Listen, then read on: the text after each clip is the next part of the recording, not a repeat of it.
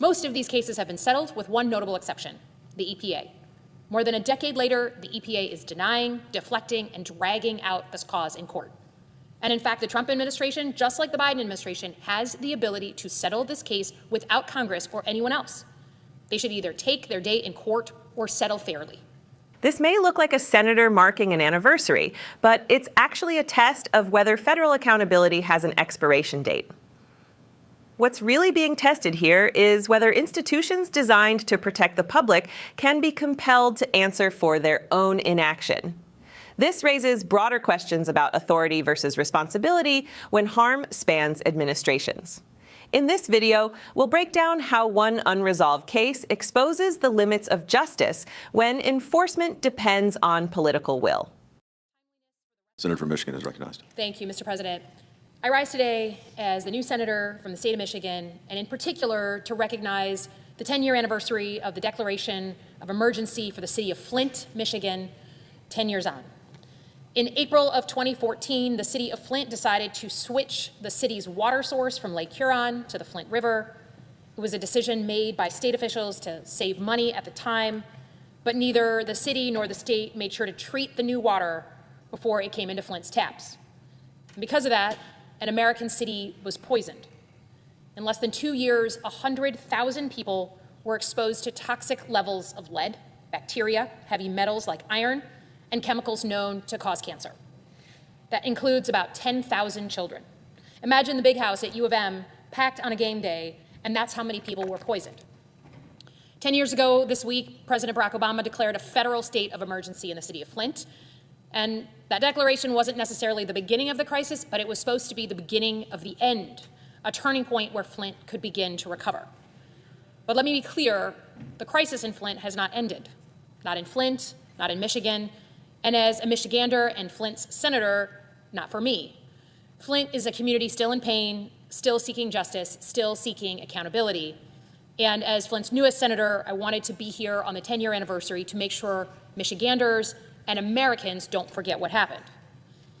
So like I said, let's review the bidding. Flint is an apocalyptic poisoning of an American city. And it should be a warning to all Americans of what happens when there's not accountability. It's a story of government's failure to protect its citizens, and more than that, it's a story of human tragedy, of ordinary people living ordinary lives, people like Brittany Thomas. Brittany lives in Flint. She has 2 children, Jabari and Janaea. Janaea was just a year old when the city of Flint switched their water from the Flint River. Jabari was 4. Around her, Brittany's neighbors began seeing foam coming out of their taps. Their water was yellow or brown or rust-colored. It smelled metallic. Visible particles were floating around in the water. Soon, Brittany and her children started developing unexplained rashes. Janaea's soft baby skin was streaked with red, riddled with bumps. Concerned, Brittany, of course, reached out to her pediatrician. Then her children started having seizures. For months, they were in and out of the hospital. Brittany didn't know why. She could only watch in panic as her kids grew sicker.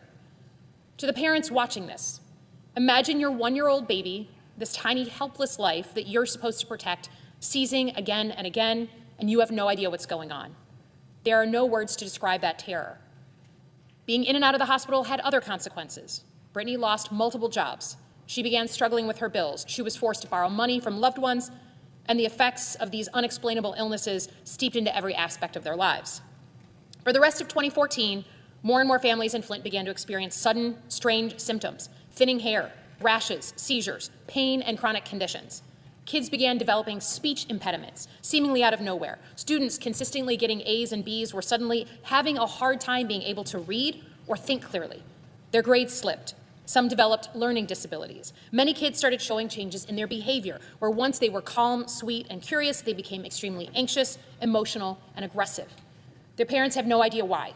There was no visible reasons, no obvious explanation. Water, even when it's poisoned, leaves very few visible scars.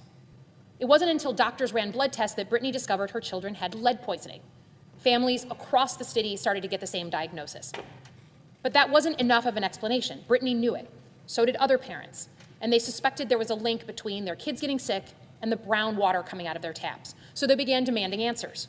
They raised issues with the city council, with county leadership, with state officials. Every time they got the same response: our tests are showing that the water is just fine. Others waved off the signs. Flint is a poor city. Its residents are mostly African American. It was way too easy for leaders to just shrug and look away. Sometimes people actually laughed. Some parents were spending days at a time in the hospital. They were living a nightmare, and they were asking their leaders for help. And instead of getting answers and support, they were dismissed. Brittany and other parents, including Melissa Mays and Leanne Waters, wondered if the city's tests were actually accurate. They decided to test the water for themselves. So in January of 2015, they got boxes of test kits and instructions from a lab supervisor from Flint's water treatment plant. They paid for it with Melissa's tax refund. The accepted limit on lead for drinking water is 15 parts per billion. One home, the home of Leanne Walters, showed a test reading 104 parts per billion. Leanne tested her water again a few weeks later. This time it jumped to 400 parts per billion. And the water her kids were drinking, bathing in, brushing their teeth in, contained more than 25 times the amount of lead that is safe for children. Terrified and frustrated, she called the EPA to complain. She reached a researcher named Miguel Del Toro, who began investigating. Over the next few weeks, Miguel asked Michigan's Department of Environmental Quality over and over again whether Flint's water had been treated properly. First, they said it had been treated. Then they admitted it hadn't. Miguel couldn't believe what he was hearing. Flint was an older city, which meant their plumbing was mostly lead pipes. In his field, it was common knowledge that corrosion control was needed to prevent exactly this type of crisis. Brittany, Melissa, and other parents organized marches and protests almost every week. In July, over 500 people marched 70 miles from Detroit to Flint. Everyone from local media to international press to Hollywood directors started paying more attention. And yet, when Michigan outlets reached out to the state's environmental department, their spokesman said the following: "Anyone who is concerned about lead in the drinking water in Flint can relax." Doctors, like Dr. Mona Hanna, a pediatrician, compared the results to her own patients' records from the last 2 years. The results matched exactly. Flint was being poisoned by its own drinking water. Dr. Mona and other doctors teamed up with parents to shine a light on these results, and they talked to anyone who would listen. It's an important lesson in banging pots and pans until you get the help you need. But it took almost 2 full years of advocacy and fight from Flint's parents for their kids to get this declaration of an emergency. During those 2 years and beyond, the scale of the government's deception started coming out. Detroit press reported that the city had known about the risk to the water before they even switched the source. A city report back in 2011 had identified the Flint River as corrosive, in need of special chemicals. Both city and state officials reported that as early as 2013, a year before the city water switched. But Michigan's own state environmental department had been doing exactly what they accused others of doing, manipulating data. They had changed city reports to make the lead levels look within acceptable levels. The state's tests, which they had cited for months to discredit the Flint parents, were revealed to have been cherry-picked. Meanwhile, federal reports of lead in Flint's water had been buried by senior officials at the Environmental Protection Agency until Miguel, that one researcher we spoke about, risked his job and leaked the reports to press. Starting things off, 12 people died from Legionnaire's disease alone. In fact, Flint knew how to fix these problems before they even changed the water and did it anyways. Treating Flint's water would have cost approximately $60 a day. For $60 a day, officials could have prevented 100,000 people from getting poisoned. Now, what has that led to? Flint's advocacy changed more than just the city's water source. It changed Michigan. Michigan is the Great Lakes state. Water is part of our core identity, and we've always seen ourselves as protectors of our nation's water. Threats to our water are threats to our very identity as Michiganders. To be frightened of our water hits at the core of who we are. But Flint helped us realize that protecting water doesn't just start and stop at the Great Lakes. It includes the water around us, in our rivers, and in our taps. Because of Flint, Michigan is now a powerful voice speaking out on the issues like PFAS and chemical contamination, river pollution. Republican or Democrat, Michiganders see themselves as stewards of all of America's water, no matter where it flows. And it's no exaggeration to say that Flint changed our country. More than 10 years after the crisis in Flint, billions of dollars have been spent going to American cities to swap out lead pipes, including hundreds of millions for Michigan, secured by Senators Debbie Stabenow and Gary Peters. The issue of aging lead pipes drew national attention. Cities in New Jersey, Colorado, Kentucky began replacing their aging pipes. In 2018, Michigan became the first state to require the removal of all lead pipes. And citizens were empowered to hold elected officials accountable for environmental negligence rather than just companies. But all of that is, frankly, cold comfort to the people of Flint. In their community, the damage has been done. More than a decade later, it's still ongoing. An entire generation of Flint's children still live with the long-term effects of lead poisoning. It never leaves the body. Learning disabilities, ADHD, anxiety and depression, not to mention PTSD. Studies estimate that roughly 3,000 children have been diagnosed with these conditions and more. The actual number could be much higher. Flint schools paid a heavy price. Test scores dropped dramatically. Special needs requests spiked. Enrollment in Flint schools plummeted from 8,500 students in 2012 to less than 3,000 this year. More than 20 school buildings are sitting empty. Both Brittany's kids still suffer from recurring seizures, almost 12 years after the crisis began. Her son, Jabari, has extreme anxiety and issues with his memory. He began struggling in school. Around her, Brittany's friends and loved ones now have chronic, incurable conditions. Children whose kidneys are so damaged that they are in constant risk of severe dehydration, women with repeated and above normal miscarriage rates. Teenagers with hardened heavy metals deposits in their heels and in their knees, making it painful to sit or stand. Parents with a slew of autoimmune disorders, lupus, rheumatoid arthritis. With every hospital stay, every specialist visit, every missed day of school, Brittany and her loved ones are forced to relive that trauma, helplessness, panic, and confusion, not to mention pain in their everyday lives. The story is not over yet, even 10 years on. They're still fighting to be heard. Flint wants accountability. Who wouldn't? They deserve nothing less. After an American city is poisoned, people died. Children lost their parents, people lost their siblings, neighbors, friends. So nearly 10 years later, Flint residents have brought charges, criminal and civil, against everyone involved in treating this catastrophe. They sued the city, they sued the county, they sued the engineers who switched, the engineering firms, who switched Flint's water. They sued the state of Michigan, including Governor Rick Snyder at the time, for their staggering lack of oversight. And they've sued the EPA, which was supposed to be the backstop for everything, who consistently buried reports of lead poisoning instead of holding officials accountable. Most of these cases have been settled, with one notable exception, the EPA. More than a decade later, the EPA is denying, deflecting, and dragging out this cause in court. And in fact, the Trump administration, just like the Biden administration, has the ability to settle this case without Congress or anyone else. They should either take their day in court or settle fairly. But it was never really about money for Flint. People wanted someone to take responsibility. And unfortunately, Flint residents are yet to see anything from a settlement over the last decade. Timeliness for the rest of their payouts are vague and always changing, and estimated amounts of initial payments are unacceptably small. It's possible that Flint families will not see the dollars that they are owed. No apology, no amount of assigning blame, and certainly no amount of money can make Flint whole. But even after all they've endured over the past decade, this community is being denied what little they were promised. And that should make every American furious. Now, as Flint's newest federal senator, I see my responsibility to fight for Flint. It's not their job to push, prod, or hope a decade later.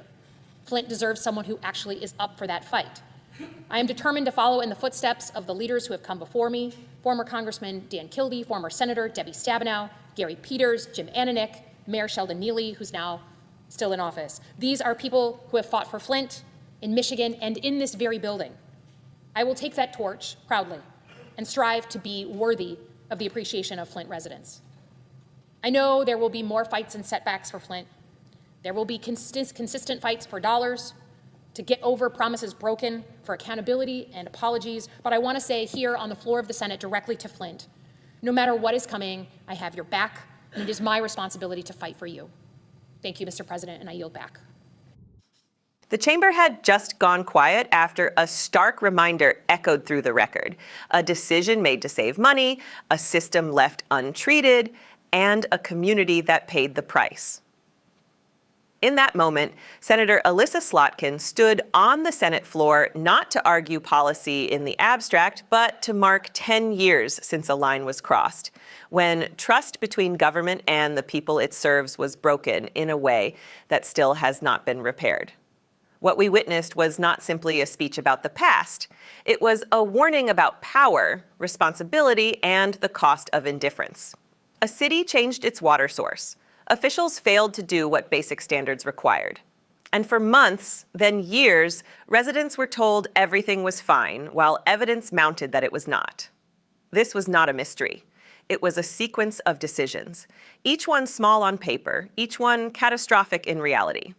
The senator's words cut through the noise because they were grounded in specifics: dates, numbers, names. The moment when a federal emergency was declared, not as the start of healing, but as an admission that something had gone terribly wrong. The reminder that accountability delayed is accountability denied.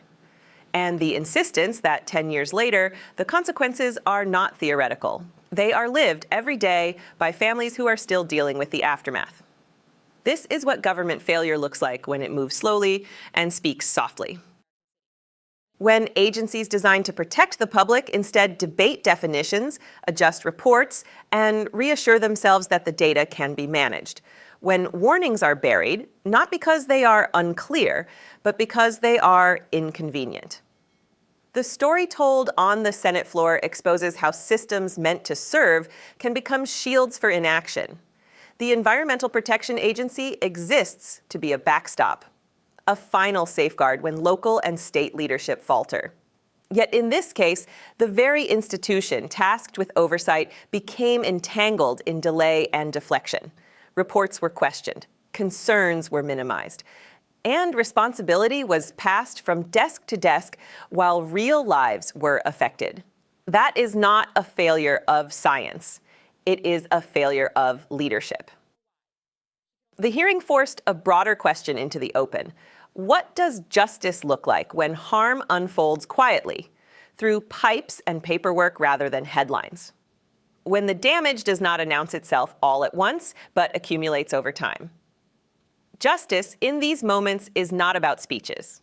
It is about acknowledgement. It is about accepting responsibility rather than hiding behind procedure. What makes this moment resonate is not partisan framing. It is moral clarity. The senator did not argue that mistakes never happen. She argued that what followed those mistakes mattered more, that when residents raised concerns, they were dismissed. When independent voices pushed for answers, they were ignored. And when the truth finally became impossible to deny, the response was still incomplete. This hearing also revealed something uncomfortable about how accountability works in America. Local officials were sued, state actors faced scrutiny, engineering firms were challenged, but the federal agency that should have acted as a final line of defense remains unresolved in court. Years later, the case still drags on. Not because the facts are unknown, but because responsibility at the highest level is the hardest to pin down. And yet, the story is not only about failure, it is also about persistence. Residents organized, experts spoke out, doctors compared records, parents demanded answers when no one else would listen. Their insistence changed laws, forced infrastructure investment, and reshaped how the country thinks about aging systems beneath its cities. Progress came not because the system worked, but because people refused to accept silence. Still, progress does not erase damage. Billions spent nationwide do not undo what one community endured. Replaced pipes do not restore trust overnight, and delayed settlements do not feel like justice to those who have waited more than a decade for acknowledgement. That is the tension at the heart of this moment, the gap between policy success and human reality. By calling on the administration to settle the remaining case, the senator placed responsibility where it belongs now, not in the past, not in endless litigation, but in the present, where leadership still has a choice: to face the record openly, or to continue postponing resolution while time does what courts have not. This hearing reminds us that democracy is tested not only in moments of crisis, but in how long it takes to respond when the cameras leave. Accountability is not proven by statements. It is proven by action, by willingness to say, we failed, and we will make this right. An American city should never become a lesson in what happens when oversight collapses. The systems we rely on every day, water, safety, trust, only function when those in power treat them as sacred obligations, not line items to be managed. The question now is simple. Will those with authority choose resolution over delay? Responsibility over deflection? Truth over comfort? History is watching how this ends. If you believe accountability should never expire, support our work to keep these moments in the light. Subscribe to Liberty Report USA.